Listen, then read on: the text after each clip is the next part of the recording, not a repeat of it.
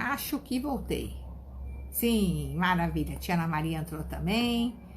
Ateliê Amor. Então, tá, beleza. Então, gente, no Evangelho, vamos falar sobre o Evangelho segundo o Espiritismo, que a gente está na ordem cronológica, para colocar todo mundo na mesma página. Nós estamos no capítulo 5, que fala sobre bem-aventurados os aflitos. E aí, o que que acontece? Eu escolhi pular alguns assuntos, porque eu achei assim, nós estamos numa vibe, num momento que tá todo mundo muito emocional, né? Tá todo mundo muito sensível. E aí, tem uns itens aqui que eu achei melhor a gente não falar sobre isso agora. Suicídio, loucura, eu achei muito pesado. Então, vamos pular para o item 18, que eu acho que é pra gente sair do Evangelho aqui em harmonia, né? Numa vibe bacana. Então, o que que é o item 18? Ele fala sobre bem e mal sofrer. Então, o Evangelho segundo o Kardecismo, capítulo 5, item 18. Beleza? Então, quando Cristo disse, bem-aventurados os aflitos, o reino dos céus lhes pertence, não se referia de modo geral aos que sofrem, visto que sofrem todos os que se encontram na terra. Quer ocupem tronos, quer jazam sobre a palha. Mas poucos sofrem bem. Olha essa frase, gente. Poucos sofrem bem. Não é interessante isso? Como seria esse sofrer bem? Poucos compreendem que somente as provas bem suportadas podem conduzi-los ao reino de Deus. O desânimo é uma falta. Deus vos recusa consolações desde que vos falte coragem. Então, enquanto a gente tem coragem para fazer aquela prova e a gente não esmorece e a gente persiste, a gente vai ter as consolações.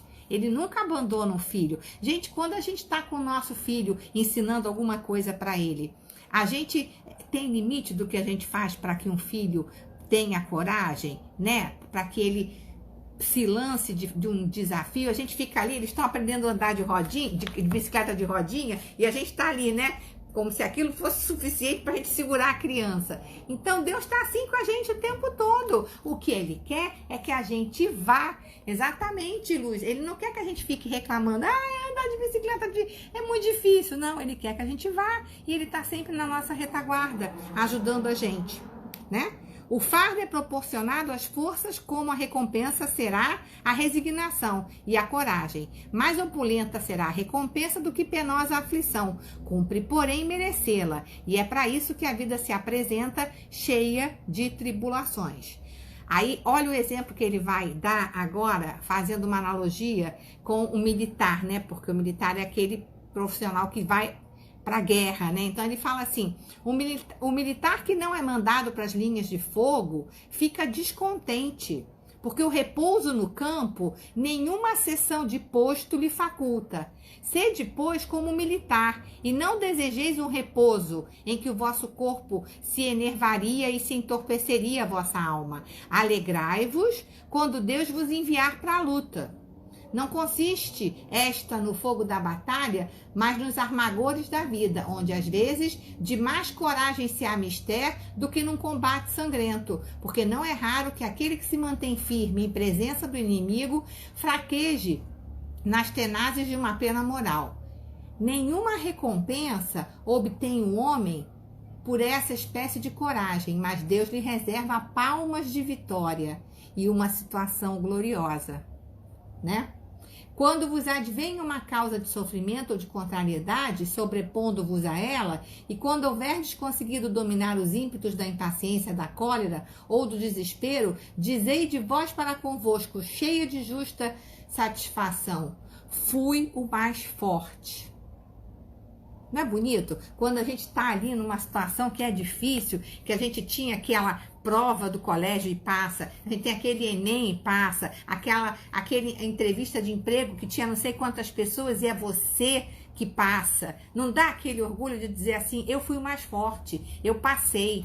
A comparação que ele faz com o militar é muito bonita, que é tipo assim, o militar ele só ascende de cargo se ele estiver na linha de batalha, se ele estiver em repouso, ele não vai ascender. Então, é essa mesma comparação que a gente faça, né? A nossa ascensão moral sabendo que aquelas provas são provas sob medidas pra gente, que é o que a gente tem que passar, e que a gente não fique esmorecido, sem força. Ah, eu não consigo. Não, vai e dá aquele assim, finalzinho, que é quando as coisas realmente acontecem, tá? E o item 19 agora que eu vou fazer pra gente encerrar, que fala sobre o mal e o remédio. Será a terra um lugar de gozo, um paraíso de delícias? Já não ressoa mais aos vossos ouvidos a voz do profeta? Não proclamou ele que haveria prantos e ranger de dente para os que nascessem nesse vale de dores? Esperai, pois, todos vós que aí viveis, causticantes lágrimas e amargo sofrer. E por mais agudas e profundas sejam as vossas dores, volvei a olhar para o céu e bendizei do Senhor por ter querido experimentar-vos. É o mesmo conceito do militar, né? Quando a gente se coloca à prova, dá medo, dá insegurança, a gente chora, a gente acha que não vai dar conta. Mas aí quando a gente continua e a gente vai conseguindo e vai conseguindo, dá também um prazer incrível, né? Porque a gente venceu, né? Aí eu vou dar uma puladinha aqui e vou falar. Imitai aquele que vos foi dado, por exemplo, né? Que está falando do Cristo. Tendo chegado ao último grau da abjeção e da miséria, deitado sobre uma estrumeira, disse ele a Deus: Senhor, conhecei todos os deleites da opulência e me reduziste à mais absoluta miséria. Obrigada, meu Deus. Ah, não está falando sobre o Cristo, não. Falei besteira, gente. Me perdi nesse capítulo, não sei de quem ele falou.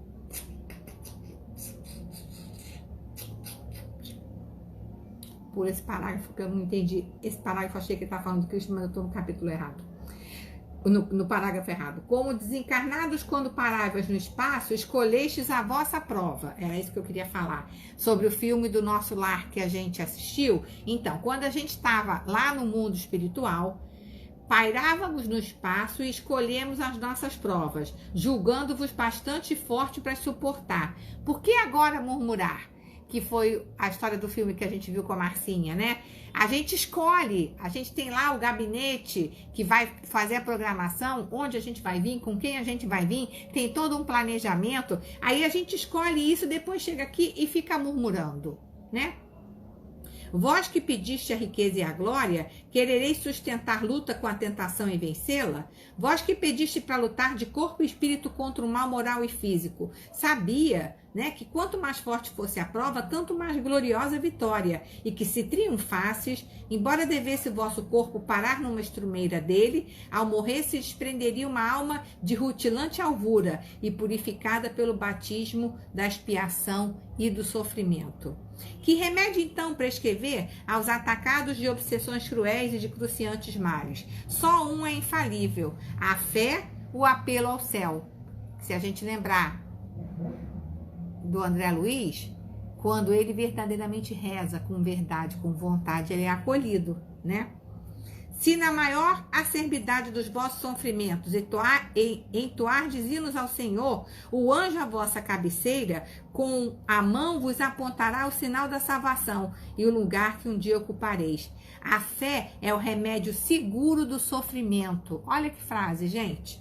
A fé é o remédio seguro do sofrimento. Mostra sempre os horizontes do infinito, diante dos quais se esvaem os poucos dias brumosos do presente. Não nos pergunteis, portanto, qual o remédio para curar tal úlcera ou tal chaga, para tal tentação ou para tal prova. Lembrai-vos de que aquele que crê é forte pelo remédio da fé, e aquele que duvida um instante da sua eficácia é imediatamente punido, porque logo sente as pungitivas angústias da aflição.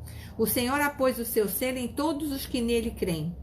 O Cristo vos disse que com fé se transportam montanhas. Lembra dessa passagem? Quem tem fé transporta montanhas.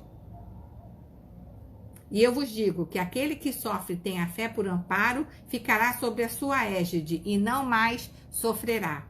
Os momentos das mais fortes dores lhe serão as primeiras notas alegres da eternidade. Sua alma se desprenderá de tal maneira do corpo que, enquanto se estorcer em convulsões, ela planará nas regiões celestes, entoando com os anjos hinos de reconhecimento e de glória ao Senhor. De todos os que sofrem e choram, alegres estejam suas almas, porque Deus as cumulará de bem-aventuranças. E essa é uma psicografia de Santo Agostinho. Então, gente, que a gente entenda esse sofrer no sentido de passar por nossas provas, cumprir os nossos contratos, que a gente tem falado muito aqui sobre os contratos, né? Se você veio com um parente difícil, se você veio numa situação física difícil, se você veio desafiado, aquela é a prova boa para você.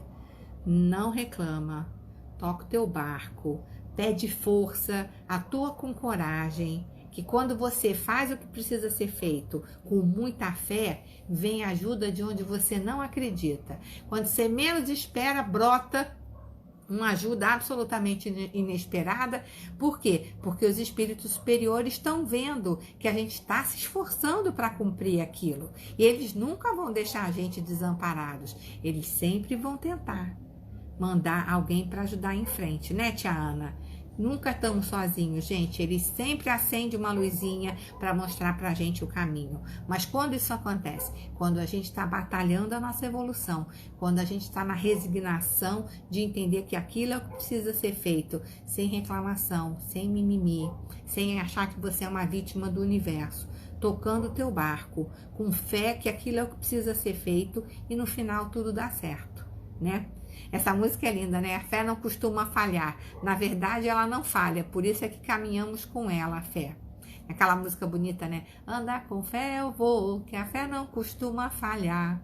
Então, olha só. Dica musical. Quando você estiver braba ali na situação de socorro, não sei como é que eu faço, toca a música. Andar com fé eu vou. Do Gil, né? Do Gilberto Gil. E vai em frente. Porque assim, quando a gente para, a gente não tá no flow da vida. E quando a gente caminha com coragem, com determinação, sem ficar se queixando, pedindo ajuda, essa ajuda vem de onde a gente menos espera, desde que a gente tenha o compromisso de cumprir os nossos acordos e os nossos contratos.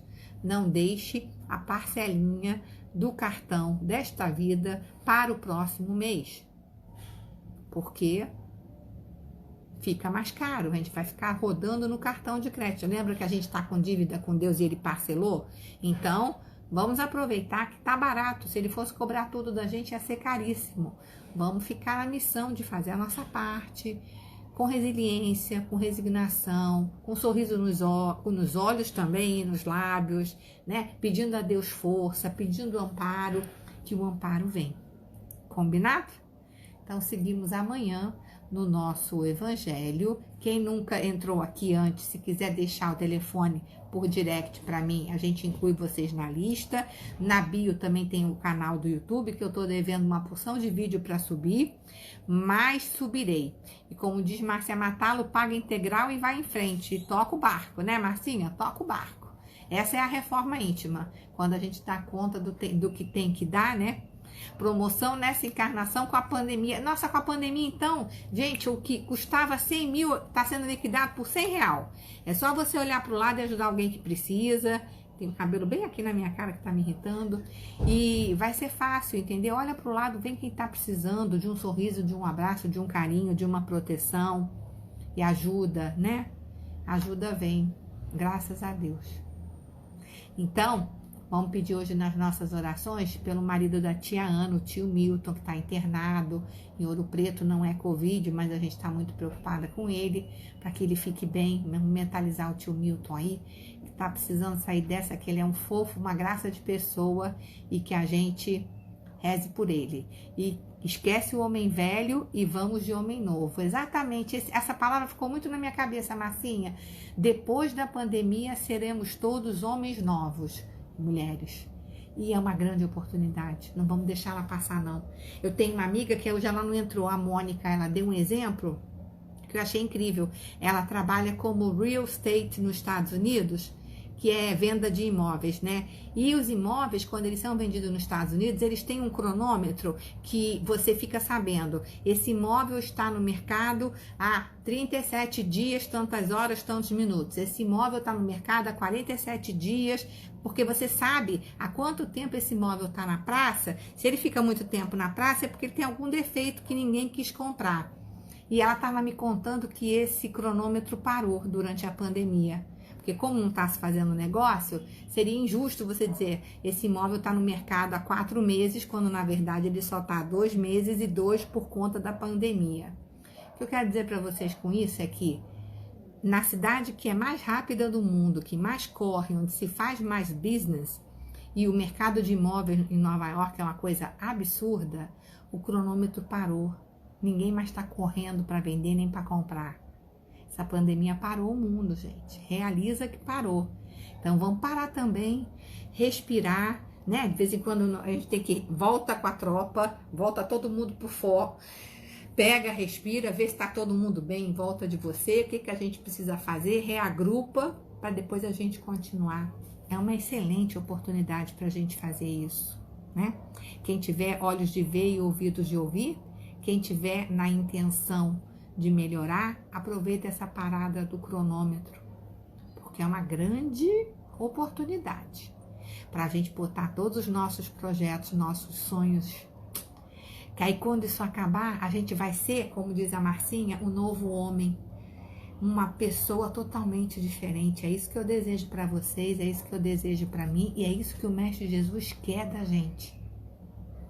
Por isso que ele parou o cronômetro de Nova York. Para todo mundo, vocês estão fazendo errado, se liga, né?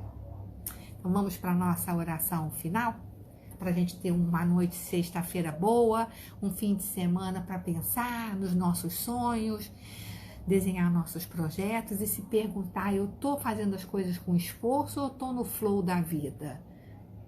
Para onde eu tô indo? Eu tô com a coragem que eu preciso? Eu tô encarando com resignação? Se pergunta essas coisas. Se olha no espelho verdadeiramente e se pergunta. Aproveita que o cronômetro tá parado. Beleza? Então, amado Mestre Jesus, mais um dia aqui contigo, pontualmente às 18 horas, ouvindo o sino da igrejinha, todos reunidos e reunidas para falarmos em teu nome. Nossas casas agora são os templos aonde a gente reza. Isso é muito bonito. Voltamos a trazer o Evangelho para os nossos lares e te pedimos que esteja conosco nas nossas casas, no nosso prédio, no nosso bairro, condomínio. Estica essa nossa luz por toda a cidade, por todo o Brasil, por todos os países, que possamos ser centelha divina com a nossa luz acesa, sendo o farol para os espíritos que estão trabalhando, todos os socorristas empenhados em nos ajudar, todos os médicos e enfermeiros e limpeza e todo mundo que trabalha nos hospitais para que a gente sobreviva. E tu estás orquestrando tudo isso com todo o teu amor, que a gente possa se inspirar nesse momento. Pedimos aos nossos mentores e benfeitores e os espíritos de luz que estejam conosco no nosso lar, nos dando força para que a gente suporte nossas provas sem reclamar, resignados e fazendo o nosso melhor. Que assim seja, graças a Deus. Então é isso, gente. Pedimos pelo tio Milton, porque eu me empolguei na oração, esqueci de falar, tia, que ele esteja nas nossas orações, todos aqueles que estão infectados, né, os médicos que estão trabalhando, que estejam protegidos com o nosso amor. Muito bom estar com vocês aqui sempre. Nos vemos amanhã, 18 horas. Um beijo muito grande, fiquem com Deus. Obrigada por estarem aqui comigo todo dia. Vocês me incentivam a estar aqui arrumada, bonita, perfumada. Isso é muito legal. Beijo, fique com Deus e nos vemos amanhã. Beijo, meninas. Fiquem com Deus e até amanhã, gente. Tchau.